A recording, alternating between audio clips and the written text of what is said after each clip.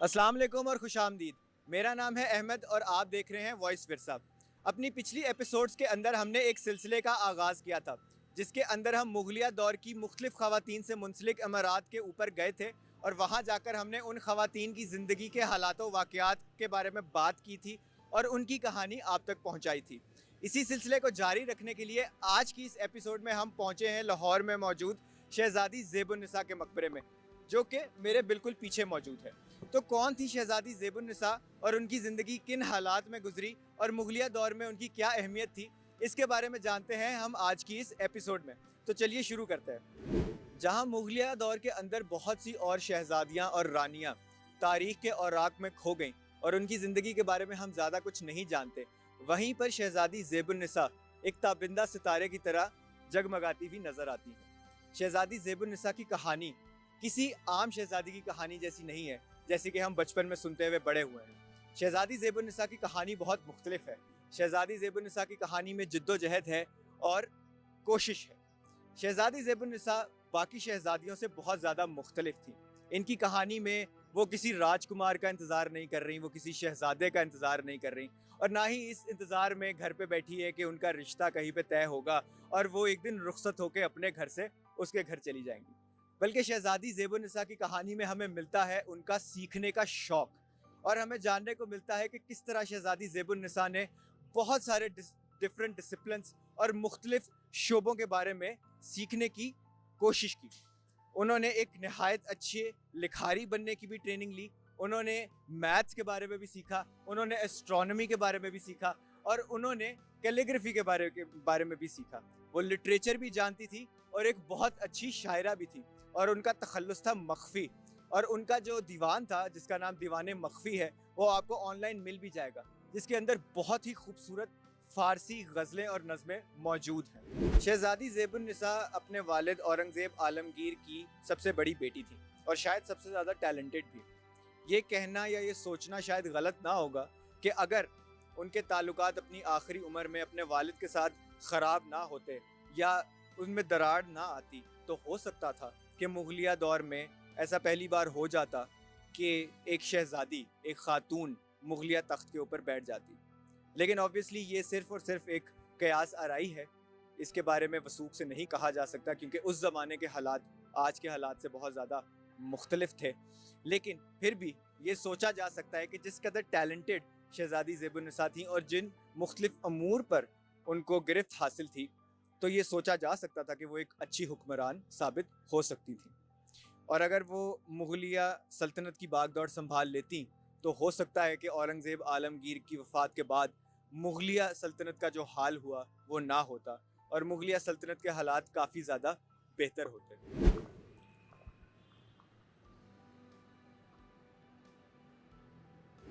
शहज़ादी ज़ेबुन्निसा का टैलेंट और उनकी सलाहियतें बहुत छोटी उम्र से दुनिया के सामने आना शुरू हो गई थी और बहुत कम उम्री में इस बात पता चल चुका था कि शहज़ादी ज़ेबुन्निसा एक स्पेशल शहज़ादी हैं और बाकी शहज़ादियों से मुख्तलिफ हैं। सिर्फ 7 साल की उम्र में शहज़ादी ज़ेबुन्निसा ने पूरा कुरान पाक हिफ्ज़ कर लिया था और ये उन्होंने किया था अपनी उस्तानी की शागिर्दी के अंदर, जिनका नाम था हाफ़िज़ा मरियम। हाफ़िज़ा मरियम ख़ुद भी एक शायरा थी और आलमा भी थी, जिनके ज़ेर नगीर रहकर शहज़ादी ज़ेबुन्निसा ने अपनी शुरुआती तालीम हासिल की। शहज़ादी ज़ेबुन्निसा के साथ साथ उनकी बाकी बहनें भी हाफ़िज़ा मरियम के पास पढ़ा करती थीं, लेकिन सिर्फ शहज़ादी ज़ेबुन्निसा ही एक ऐसी शहज़ादी हैं जिन्होंने आगे चलकर तारीख़ में बहुत नाम कमाया। जब 7 साल की उम्र में शहज़ादी ज़ेबुन्निसा ने कुरान पाक हिफ्ज़ किया तो उनके वालिद साहब औरंगज़ेब आलमगीर, जो कि उस ज़माने में दक्कन के वाइसरॉय या गवर्नर थे, उन्होंने पूरे इलाके के अंदर 2 दिन की आम तातील का ऐलान किया। इसके अलावा उन्होंने अपनी बेटी को 30,000 मोहर भी तोहफे में दिए। और अब आप ये बात सोचिए कि आप 7 साल के हैं और आपके एजाज़ में पूरे पाकिस्तान में 2 दिन की छुट्टी दे दी जाए तो आपको कैसा महसूस होगा। तो ऐसा ही कुछ शहज़ादी ज़ेबुन्निसा को भी महसूस हुआ होगा और पूरे इलाके को ये बात मालूम हुई होगी, पूरे मुल्क को ये बात मालूम हुई होगी कि ये कोई बहुत ही स्पेशल शहज़ादी है और ये आगे जाके कुछ बड़ा करने वाली है। और ऐसा ही हुआ। और शहज़ादी ज़ेबुन्निसा की सलाहियतों को मज़ीद निखार तब मिला जब वो सईद अशरफ मज़ंदरानी की शागिर्दी के अंदर गई। मज़ंदरानी मुगलिया दौर के उन आखिरी मशहूर पर्शियन पोइट्स में से हैं जिनका नाम हमें तारीख़ के अंदर मिलता है। इनकी पैदाइश ईरान में हुई थी और उसके बाद वो हिंदुस्तान हिजरत करके आ गए थे। इनकी शागिर्दी के अंदर रहते हुए शहजादी ज़ेबुन्निसा ने बहुत सारे मुख्तलिफ अलूम के ऊपर अबूर हासिल किया, जिसके अंदर रियाजी आती है, एस्ट्रोनॉमी आती है, फ़िलासफ़ी आती है और लिटरेचर आता है। और इसके अलावा क्योंकि उनको शायरी का भी शौक़ था तो उन्होंने शायरी भी खूब सीखी मज़ंदरानी साहब से। और उसके बाद ही उनका जो दीवान मख्फ़ी है वो मार्ज़ वजूद में आया, जिसके अंदर एक से बढ़कर एक रोमांटिक और सैड गज़लें और नज़में मौजूद हैं। अभी तक हमने जितनी कहानी पर गौर किया है शहज़ादी ज़ेबुन्निसा की, उसके अंदर सब कुछ अच्छा हो रहा है और ये लग रहा है कि शहज़ादी ज़ेबुन्निसा मुख्तलिफ़ ऊंचाइयों को छू रही हैं। लेकिन बहुत जल्द शहज़ादी ज़ेबुन्निसा की ज़िंदगी में बहुत ही भयानक मोड़ आने वाले हैं, जिसके बाद उनके अपने वालिद साहब के ताल्लुकात बहुत ज़्यादा ख़राब हो गए और बिल आखिर इतने ख़राब हो गए कि ये ताल्लुकात ख़त्म ही हो गए और अपनी आखिरी उम्र अपने वालिद साहब से बहुत दूर गुजारी शहज़ादी ने। तो ये कैसे हुआ, क्यों हुआ और किन हालात में शहज़ादी ज़ेबुन्निसा का इंतकाल हुआ और किस तरीके से ये मकबरा उनकी पहचान बन गया, आइए अब इसके ऊपर थोड़ी सी बात कर लेते हैं। अब ये मकबरा किस तरीके से शहज़ादी ज़ेबुन्निसा के साथ एसोसिएट हो गया, आखिरकार इसकी कहानी जानने की कोशिश करते हैं। अब इस मकबरे के अलावा भी कई और रवायात हैं जो कहती हैं कि शहज़ादी ज़ेबुन्निसा का मकबरा ये नहीं बल्कि कहीं और है। जो सबसे मशहूर रवायत जो कि इस मकबरे के बोर्ड के ऊपर भी नकल की गई है वो ये है कि शहज़ादी ज़ेबुन्निसा का मकबरा लाहौर में नहीं बल्कि दिल्ली के अंदर था और दिल्ली के अंदर एक बाग था जिसका नाम था 30 हज़ारी बाग, जिसका मतलब ये है कि 30,000 दरख्तों वाला बाग। और वहाँ पर शहज़ादी ज़ेबुन्निसा को दफनाया गया था। और जब अंग्रेज़ की सरकार आई तो अंग्रेज़ सरकार ने दिल्ली के अंदर रेलवे लाइन बिछाने का फ़ैसला किया और उस रेलवे लाइन के और रेलवे ट्रैक के रास्ते में आ गया शहज़ादी का मकबरा, तो उन्होंने उसको गिरा दिया और उसके बाद जो शहज़ादी के रिमेन्स थे या जो बाकियात थी उनको भिजवा दिया गया आगरा, जहाँ पर उनको दोबारा दफन किया गया बादशाह अकबर के मकबरे के एक अहाते के अंदर। लेकिन फिर इस सब के चलते हुए ये मकबरा कैसे शहज़ादी ज़ेबुन्निसा के साथ एसोसिएट हो गया, इसके बारे में हम बात करेंगे एपिसोड में थोड़ी देर बाद। लेकिन उससे पहले हम उन हालात को जानने की कोशिश करते हैं कि जिनकी वजह से इस मकबरे की एसोसिएशन उस शहज़ादी के साथ बनती है। अब जैसे जैसे शहज़ादी की उम्र बढ़ती गई वैसे वैसे उनके लिए मुख्तलिफ़ रिश्ते भी आते गए और बिलाखिर उनके एक रिश्ते को कबूल कर लिया गया उनके वालिद की जानिब से और उनका रिश्ता तय पाया अपने ताया के बेटे सुलेमान शिको से। उनके ताया का नाम था दारा शिको, जो कि बाद में चलकर उनके वालिद औरंगज़ेब आलमगीर के बहुत बड़े हरीफ भी बन गए। अब उनकी शादी तय पा चुकी थी और सब कुछ बहुत अच्छे से चल रहा था, लेकिन फिर वो घड़ी आई जब उनके दादा बादशाह शाहजहाँ बीमार पड़ गए और जैसे ही वो बीमार पड़े तो भाइयों के बीच में जो कि उनके बेटे थे यानी औरंगज़ेब और दारा शिको, उनके बीच में एक जंग छिड़ पड़ी बादशाहत की, तख्त नशीनी की और तख्त को हासिल करने की जंग। और इस जंग में बिल आखिर फतह हुई औरंगज़ेब आलमगीर की और वो हिंदुस्तान के बादशाह बन गए और हार हुई दारा शिको की, जिनको औरंगज़ेब आलमगीर ने बाद में कत्ल करवा दिया। उसके बाद उन्होंने अपनी बेटी के होने वाले शौहर सुलेमान शिको को भी कत्ल करवा दिया, जो कि उनके भतीजे थे। अब इसके बाद शहज़ादी ज़ेबुन्निसा बहुत ज़्यादा गमगीन हो गई, उनका दिल टूट चुका था और इसी पस मंज़र के अंदर उन्होंने अपनी बाकी ज़िंदगी एक बाग के अंदर बंद होकर गुजारी। और इसी वजह से इस मकबरे की एसोसिएशन उनके साथ की जाती है, क्योंकि ये मकबरा भी एक ज़माने में एक बहुत बड़े बाग का हिस्सा था। वो बाग आज मौजूद नहीं है लेकिन मकबरा आज भी मौजूद है। तो ये कहानी यहाँ से भी इन दोनों चीज़ों का लिंक बनाया गया कि क्योंकि शहज़ादी ने एक बाग में ख़ुद को बंद किया था और वहीं पर उनका मकबरा बनवाया गया था, तो यही मकबरा उनका असल मकबरा है। लेकिन जैसे कि मैंने आपको इस एपिसोड में पहले बताया कि दिल्ली में भी एक ऐसा बाग था बहुत बड़ा जहाँ पे 30,000 दरख्त थे और वहाँ पर हिस्टोरियंस के मुताबिक, कई हिस्टोरियंस के मुताबिक वहाँ पर शहज़ादी की असल कब्र मौजूद थी, जो कि बाद में ख़त्म हो गई क्योंकि अंग्रेज़ वहाँ पर रेलवे लाइन बिछा रहे थे। लेकिन अब आपको थोड़ा थोड़ा समझ आ रहा होगा कि क्यों मैं इस मकबरे के बारे में बार बार ये अल्फाज इस्तेमाल कर रहा हूँ कि ये उनके साथ एसोसिएट कैसे हुआ, बजाय इसके कि मैं ये कहूँ कि ये मकबरा वाकई उनका है। तो थोड़ी कन्फ्यूजन है कि शहज़ादी का असल मकबरा कहाँ पे है या कहाँ पर था, जिसकी वजह से ये लफ्ज़ मैं बार बार इस्तेमाल कर रहा हूँ कि एसोसिएशन इन दोनों चीज़ों की आपस में कैसे हो रही है। तो इस तरीके से लाहौर में मुल्तान रोड पे मौजूद ये मकबरा शहज़ादी ज़ेबुन्निसा के साथ मुंसलिक हो गया और आज तक उन्हीं के साथ मुंसलिक है। और अगर हम अब इस चीज़ पर बात कर लें कि पूरी दुनिया, पूरा हिंदुस्तान छोड़कर सिर्फ लाहौर शहर के अंदर मौजूद एक बाग के साथ ये कहानी क्यों एसोसिएट की गई, ज़ेबुन्निसा की कहानी क्यों एसोसिएट की गई इस पर्टिकुलर मकबरे के साथ, इस पर्टिकुलर शहर के अंदर, तो उसके लिए भी हमें उस ज़माने की तारीख़ को थोड़ा सा जानना पड़ेगा। अब एक बहुत मशहूर हिस्टोरियन है हारून खालिद साहब, उन्होंने एक आर्टिकल लिखा था जिसके अंदर उन्होंने एक नहायत इंटरेस्टिंग थ्योरी पेश की थी इस चीज़ को लेके। उनका कहना ये था कि क्योंकि लाहौर शहर दारा शिकोह का गढ़ था और ये वो शहर था जहाँ पर दारा शिकोह से सब प्यार किया करते थे और दारा शिकोह को इस शहर में काफ़ी ज़्यादा सपोर्ट हासिल थी। उनकी बेगम नादरा बेगम का मकबरा भी इसी शहर के अंदर मौजूद है। तो जो अहलियाने लाहौर थे, जब दारा शिकोह को शिकस्त हुई तो काफ़ी ज़्यादा गमगीन थे। दारा शिकोह की याद में और औरंगज़ेब आलमगीर से नाराज़गी के अंदर वो किसी इस्तारे, किसी सिंबल, किसी सहारे की तलाश में थे कि जिसका सहारा लेकर वो अपनी कहानी बग़ैर कहे कह सकें। अगर मैं इनको आसान अल्फाज में बात करूं तो इसका मतलब ये हुआ कि अहलियाने लाहौर उस ज़माने में किसी ऐसी शख्सियत की तलाश में थे जिसको वो अपने लिए एक पोस्टर चाइल्ड बना सकें और अपनी डिसएग्रीमेंट दिखा सकें शहनशाह औरंगज़ेब आलमगीर के ख़िलाफ़। तो उसके अंदर उन्हें सबसे बेहतर जो शख्सियत मिली वो औरंगज़ेब आलमगीर की अपनी बेटी थी, जो कि उनसे बहुत ज़्यादा नालां थी, बहुत ज़्यादा नाराज़ थी और उनके ख़िलाफ़ एक तरीके से अलम बगावत बुलंद किया था उन्होंने, जब वो अपने आप को सिक्लूड करके एक बाग के अंदर बंद हो गई थी। अब इस कहानी का एक पहलू ये भी है कि अहलियाने लाहौर क्यों दारा शिकोह से इतनी मोहब्बत करते थे।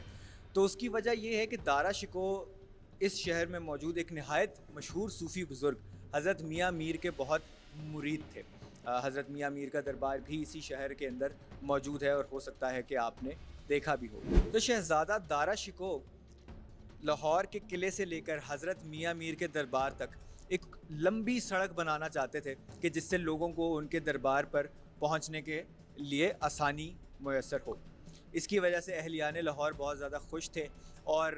शहज़ादे की फ़तह के लिए दुआ गो भी थे, जो उनकी जंग अपने भाई के साथ हुई थी। लेकिन जब वो जंग हार गए तो अहलियाने लाहौर बहरहाल बहुत ज़्यादा गमगीन हुए और जिस तरह मैंने पहले कहा कि वो एक किसी सिंबल की तलाश में थे और वो सिंबल उन्हें शहज़ादी ज़ेबुन्निसा की शक्ल में मिल गया। उस ज़माने में अपना डिसेंट शो करना, बादशाह के साथ अपना डिसएग्रीमेंट शो करना आसान नहीं था। उस ज़माने के अंदर political discourse, political talk shows के ऊपर आप बैठकर हुक्मरान को तनकीद का निशाना नहीं बना सकते थे। तो यही एक तरीका था कि जिसके ज़रिए अहलियाने लाहौर अपना गम व गुस्सा उस बादशाह के ख़िलाफ़ निकाल सकते थे कि जिस बादशाह ने उनके चहेते शहज़ादे को शिकस्त दी थी। और इसी तरीके से उन्होंने एक मकबरे को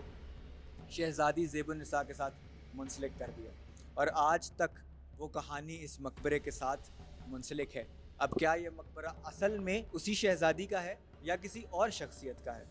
इसके बारे में तो कोई तारीख़ दान ही बता सकता है। एक बहुत तवील रिसर्च चाहिए होगी इसके लिए कि इसके ऊपर हम कोई फ़ाइनल वर्डिक्ट दे सकें। लेकिन जब तक हमारे पास कोई फ़ाइनल वर्डिक्ट नहीं आता तब तक हम अहलियाने लाहौर की स्टोरी को ज़िंदा रखेंगे कि जिसके तहत उन्होंने एक शहज़ादी के ज़रिए से अपना डिसएग्रीमेंट अपने बादशाह के सामने पेश किया। अच्छा, तो अभी आपको जो मैंने पूरी कहानी बताई है इस मकबरे से मुतल्लिक और इस शहज़ादी से मुतल्लिक और किस तरीके से ये मकबरा और ये शहज़ादी एक दूसरे के साथ मुंसलिक हो गए, उसकी दूसरे कुछ वर्जन्स जो हैं वो इस बोर्ड के ऊपर लिखे हुए हैं, जैसे कि आप देख सकते हैं,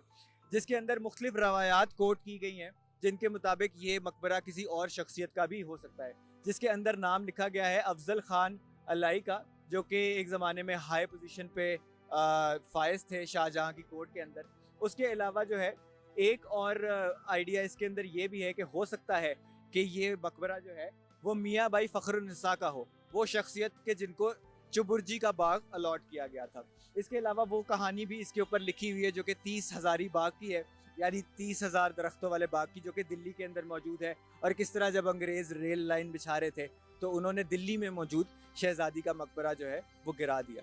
अब इस पूरी स्टोरी को देखने के बाद ये सोचना कि आखिर क्यों ज़ेबुन्निसा के नाम से ये मकबरा मुंसलिक है। उसके लिए वो सारी चीज़ें जानना बहुत ज़रूरी है जिसके बारे में हमने अभी बात की कि शहज़ादी ज़ेबुन्निसा का ताल्लुक़ अपने वालिद के साथ कैसा था, अहलियाने लाहौर का ताल्लुक़ अपने वालिद के साथ कैसा था और किस तरीके से दोनों की बाहम नाराज़गी बादशाह को लेकर इस मकबरे और शहज़ादी के संगम का बाइस बनी। अच्छा, अब अगर हम इस मकबरे के आर्किटेक्चर के बारे में बात कर लें तो इस मकबरे का आर्किटेक्चर बाकी मुग़ल स्ट्रक्चर से बहुत ज़्यादा मुख्तलिफ है। आप अगर इसका डोम देख रहे हो या जो गुंबद है वो भी काफ़ी मुख्तलिफ है बाकी मुग़ल स्ट्रक्चर्स की निस्बत। अगर आपने मुख्तलिफ स्ट्रक्चर्स लाहौर में देखे हों जैसे शाही किला है या आसिफ खान का मकबरा है या दीगर जो मकबरे मौजूद हैं लाहौर के अंदर, उनके मुकाबले में ये बहुत ही डिफरेंट शेप के अंदर आपको नज़र आएगा। कहा जाता है कि इस पर्टिकुलर मकबरे का जो आर्किटेक्चर है वो सेंट्रल एशियन आर्किटेक्चर से ज़्यादा इंस्पायर्ड है बनिस्बत के पर्शियन आर्किटेक्चर, जिसके तहत या जिसके असरात हमें बाकी मुग़ल आर्किटेक्चर के ऊपर आम तौर पर नज़र आते हैं। तो अगर हम इसके आर्किटेक्चर को देखें, गौर से इसकी स्कीम को देखें, तो ये एक ड्रम सा है, एक स्क्वायर प्लेटफॉर्म है जिसके ऊपर इसको इरेक्ट किया गया है एक स्क्वायर फॉर्म के अंदर, और इसके अंदर मुख्तलिफ नीशेस बनाए गए हैं, यानी कि मुख्तलिफ झरोके, मुख्तलिफ जगह बनाई गई हैं खाली। चारों साइडों पर इसके ये 3 आर्क्स आपको दिखेंगी, यानी कि ये 3 खाली जगह या जहाँ पे अब खिड़कियाँ या झरोके लगे हुए हैं वो आपको दिखेंगे, और ये इसकी चारों साइडों के ऊपर मौजूद हैं। बीच में एक सेंट्रल आर्क मौजूद है जो कि सबसे बड़ी है, और उसके साइड पर 2 छोटी आर्क्स मौजूद हैं। अब अगर आप इसके अंदर देखेंगे तो जो छोटी 2 आर्क्स हैं उनके अंदर ऊपर आर्ट वर्क किया गया है, और जो कि ट्रेडमार्क मुग़ल आर्किटेक्चर का एक है कि मुख्तलिफ ज्योमेट्रिक डिज़ाइंस जो हैं वो बनाए गए हैं। अब काफ़ी हद तक ये हम मदम हो चुके हैं, लेकिन फिर भी इसके अंदर आपको नज़र आ रहे होंगे वो कि उन्होंने मुख्तलिफ लाइंस बनाई हुई हैं, मुख्तलिफ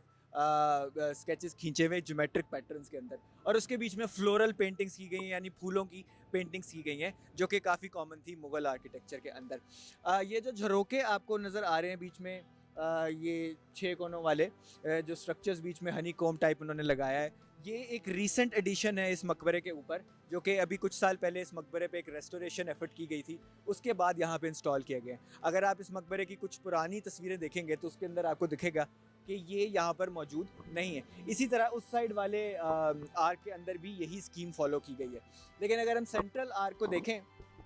तो ये थोड़ी सी बड़ी है, और इसके अंदर जो आर्ट वर्क है वो ऊपर की साइड पे इस तरह से किया गया है, ना कि वो यहाँ तक पूरा बना के उन्होंने जिस तरह उस आर्क में किया था, उसके बजाय सिर्फ बाहर वाली साइड के ऊपर ये आर्ट वर्क किया गया है। और जिस ज्योमेट्रिक डिज़ाइन और फ्लोरल डिज़ाइन की मैं बात कर रहा था वो यहाँ पर इन्होंने रिक्रिएट किया है उस रेस्टोरेशन के अंदर। आप देख सकते हैं मुख्तलिफ लाइंस जा रही हैं ज्योमेट्रिक पैटर्न्स के अंदर, और बीच में फूलों की तस्वीरें हैं, और फूलों के मुख्तलिफ डिज़ाइन बनाए गए हैं, गुलदान, गुलदस्ते, फल और फूल वगैरह आपको इसके अंदर नज़र आ रहे हैं, जो कि काफ़ी कॉमन है मुग़ल आर्किटेक्चर के अंदर। इसके अलावा ये जो दरवाज़ा आप देख रहे हैं ये भी एक नई एडिशन है, कुछ साल पहले यहाँ पर मौजूद नहीं था और रेस्टोरेशन के बाद ही इसको इंस्टॉल किया गया है। अगर आप नीचे की तरफ देखेंगे तो यहाँ पर आपको नज़र आएगा लाल रंग का पत्थर,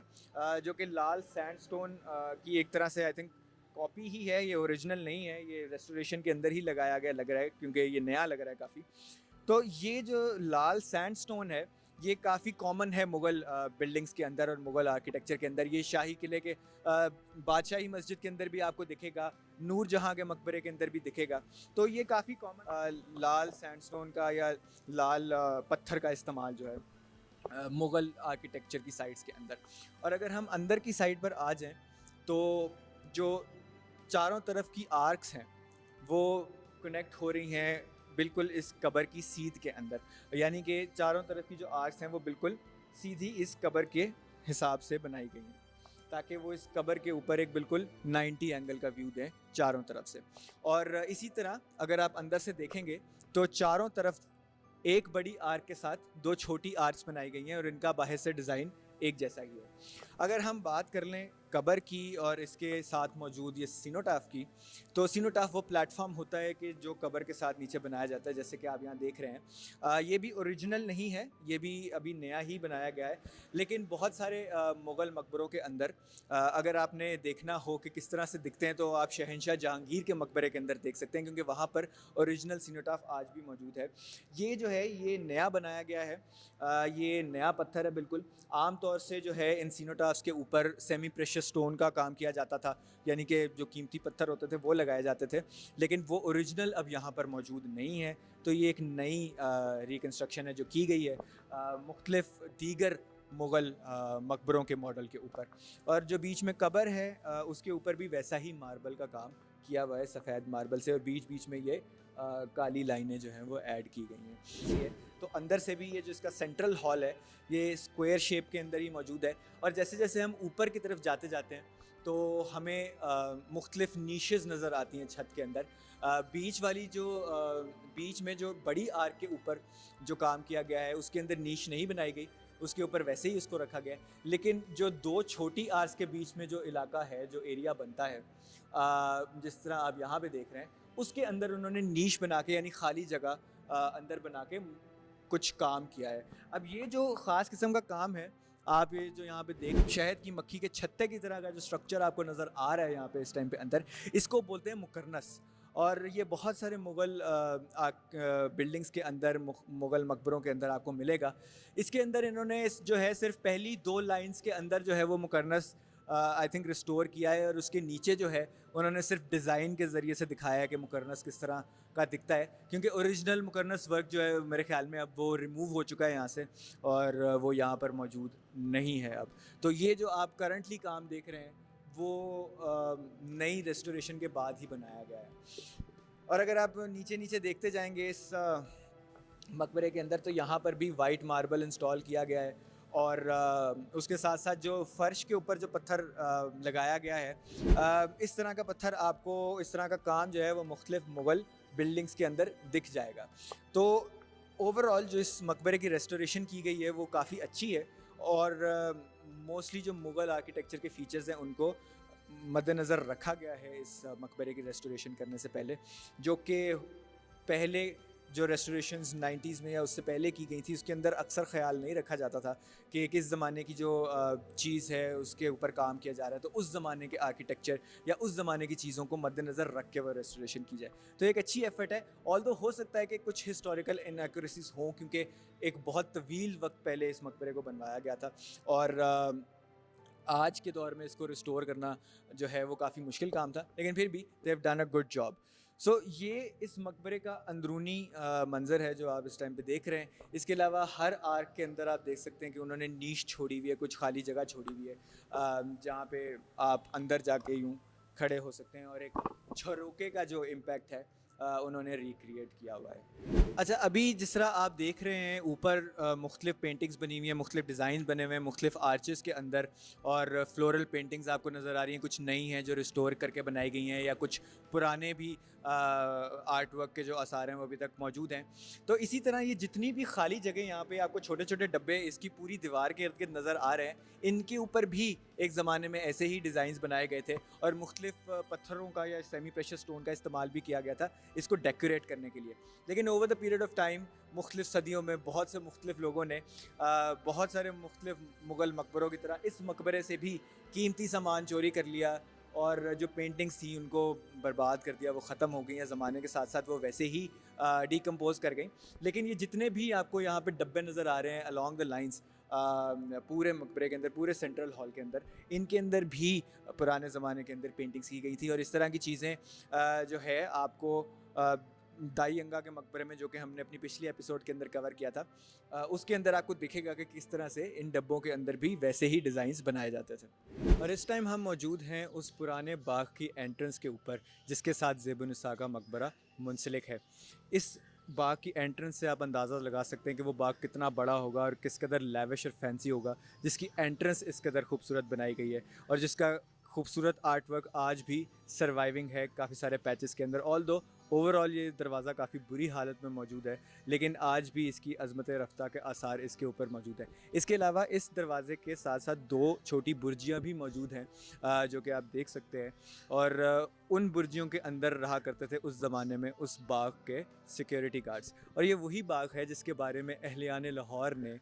ये कहानी मुंसलिक की शहज़ादी के साथ, कि ये वो बाग है जहाँ पर शहज़ादी ने अपनी उम्र के आखिरी कुछ साल गुजारे और अपने आप को एक सेल्फ़ प्रिजन में कैद कर दिया अपनी वालिद से नाराज़गी के बाद। ये वो बाग है जहाँ पर शहज़ादी ज़ेबुन्निसा मुख्तलिफ़ गरीब लोगों को, मलंगों को, दरवेशों को खाना खिलाया करती थी, उनके लिए लंगर का इंतज़ाम किया करती थी और इसी बाग में सारा टाइम बिताया करती थी। और ये वही बाग है जहाँ पर एक और तारीख़ी रवायत के मुताबिक उनकी मुलाकात हुई थी अकील ख़ान से, जो कि साबका गवर्नर थे इस इलाके के और एक अहम मुग़ल अफ़सर थे। इस मुलाकात के बाद एक कहानी और जन्म लेती है कि शहज़ादी ज़ेबुन्निसा को अकील ख़ान से प्यार हो गया और वो उनके साथ शादी करना चाहती थी और इसी बाग के अंदर वो दोनों एक दूसरे से मिला करते थे। लेकिन एक और तारीख़ी रवायत के मुताबिक, ये कोई बहुत ज़्यादा ऑथेंटिक रवायत नहीं है, लेकिन एक और रवायत के मुताबिक जब औरंगज़ेब आलमगीर को इस बात का इल्म हुआ तो बहुत ज़्यादा गुस्से हो गए और उन्होंने अकील ख़ान को भी कत्ल करवा दिया, जिस तरह से उन्होंने शहज़ादी के पहले मंगेतर को कत्ल करवाया था। तो ये वो कहानी है, ये वो बातें हैं कि जिनके पेश नज़र या जिनके पस मंज़र में हमें वो सारी चीज़ें समझनी चाहिए कि जिसकी वजह से शहज़ादी के ताल्लुकात अपने वालिद के साथ ख़राब हुए और उनकी एक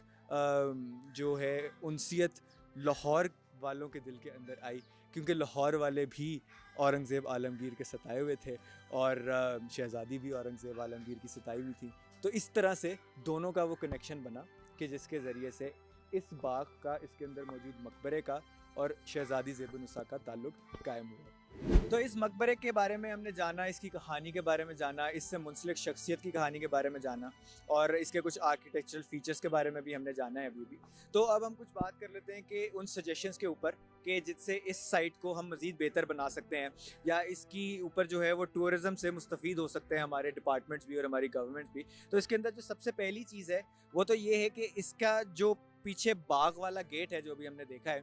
उसके साथ इसका कनेक्शन बनाया जाए। जो बीच में घर हैं किसी तरह से कोशिश की जाए कि उनको रीलोकेट किया जाए और इस पूरी इतनी बड़ी साइट को दोबारा से एक बनाया जा सके। इसकी एक बहुत अच्छी एग्जांपल हमें दाईयंगा के मकबरे पे मिलती है, जो कि हमने लास्ट एपिसोड के अंदर कवर भी किया था। तो इसको अगर हम कनेक्ट कर देंगे तो एक काफ़ी बड़ी साइट बन जाएगी जिसको हम टूरिस्ट के लिए ओपन भी कर सकते हैं। इसके अलावा यहाँ पर काफ़ी सारे इंक्रोचमेंट्स हैं जो पुराने ज़माने के हैं। यहाँ पर जो पूरा बाग था उसको अब मुख्तलिफ इंक्रोचमेंट्स ने कवर कर लिया है। मैं ये दरख्वास्त भी करूँगा गवर्नमेंट से कि वो महकमे की मदद करें और इस जो जितने भी इंक्रोचमेंट्स यहाँ पे मौजूद हैं अगर उनका कुछ हो सकता है तो किया जाए, ताकि इसको एक भरपूर बड़ी साइट के तौर पे प्रेजेंट किया जा सके जो कि ये ओरिजिनली थी। इसके अलावा यहाँ पर सामने से जो ऑरेंज ट्रेन गुजरती है उसके साथ भी इसको मुंसलिक किया जा सकता है किसी तरीके से। यहाँ पे समनाबाद स्टेशन से टूरिस्ट के लिए कोई इंतज़ाम किया जा सकता है कि वो यहाँ पे आ सकें, वहाँ पर मालूमाती मटीरियल रखवाया जा सकता है या वहाँ पर कुछ इन्फॉर्मेशन दी जा सकती है। जिस तरह के अब हमें लाहौर में मुख्तलिफ बोर्ड्स नज़र आ रहे हैं जो कि गवर्नमेंट अथॉरिटीज़ की तरफ से इंस्टॉल किए जा रहे हैं, जिनके ऊपर मुख्तलिफ तारीख़ी साइट्स के बारे में इंफॉर्मेशन लिखी जाती है। उसी तरह हर साइट के आसपास जो लोकेशंस हैं वहाँ पर छोटे छोटे बोर्ड्स लगाकर अगर इंफॉर्मेशन दे दी जाए तो उससे इन साइट्स पर टूरिज़्म काफ़ी ज़्यादा बढ़ जाएगा। इसके अलावा एक और चीज़ ये भी है कि जो इसकी सामने वाली एंट्रेंस है उसके ऊपर थोड़ा सा सिक्योरिटी का इंतज़ाम बेहतर करने की ज़रूरत है, क्योंकि वहाँ पर बिल्कुल जो जंगला था वो निकाल दिया गया है और वहाँ से कोई भी रात में अंदर आ जा सकता है। आई अंडरस्टैंड कि यहाँ पर कुछ घर भी हैं, जिन लोगों के यहाँ पे घरों की एंट्रेंसेस भी हैं, लेकिन फिर भी यहाँ पे सिक्योरिटी का थोड़ा सा बेहतर इंतज़ाम होना चाहिए ताकि हम इस मकबरे को, इस मकबरे से मुंसलिक कहानी को और लोगों तक पहुँचा सकें और इस मकबरे की कहानी से लोगों को कुछ सिखा भी सकें